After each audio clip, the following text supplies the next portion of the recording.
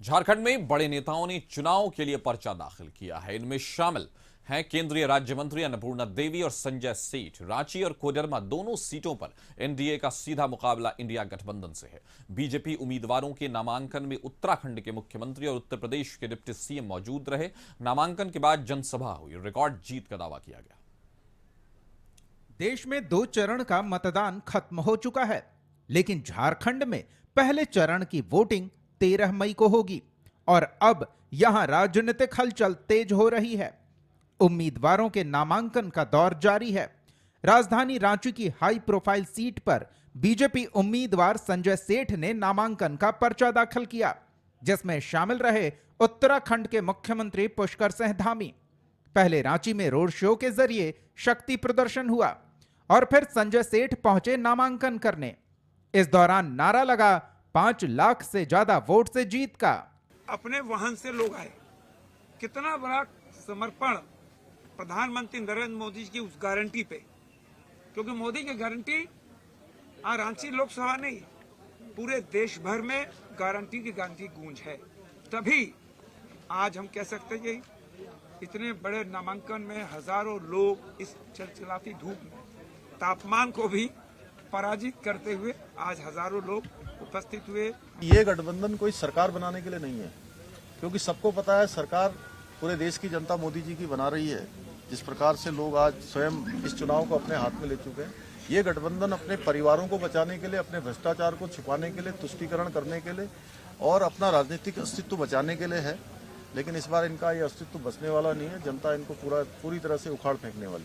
इस सीट पर संजय सेठ का मुकाबला है कांग्रेस की यशस्विनी सहाय से, जो पूर्व केंद्रीय मंत्री सुबोध कांत सहाय की बेटी हैं।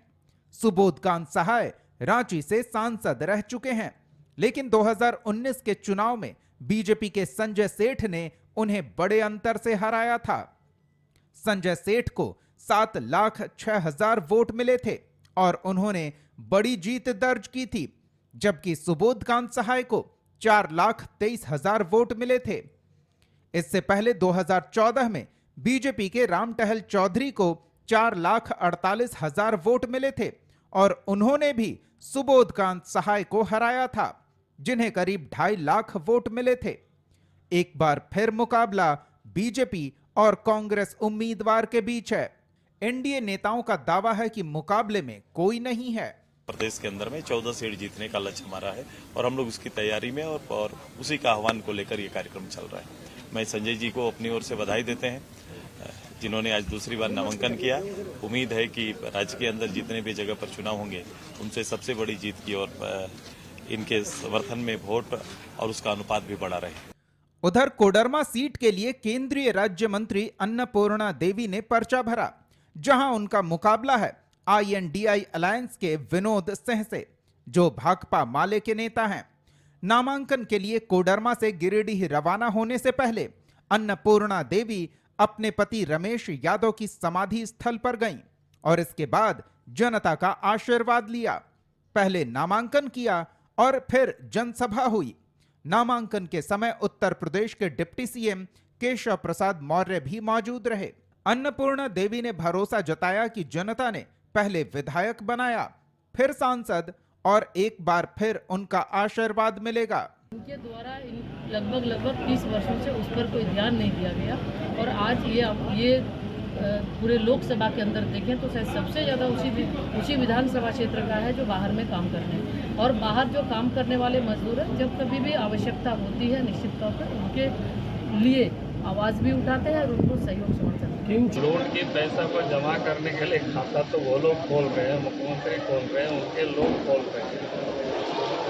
और भारतीय जनता पार्टी के एनडीए गठबंधन पहले भी झारखंड के 12 लोकसभा सीटें जीती हुई थी।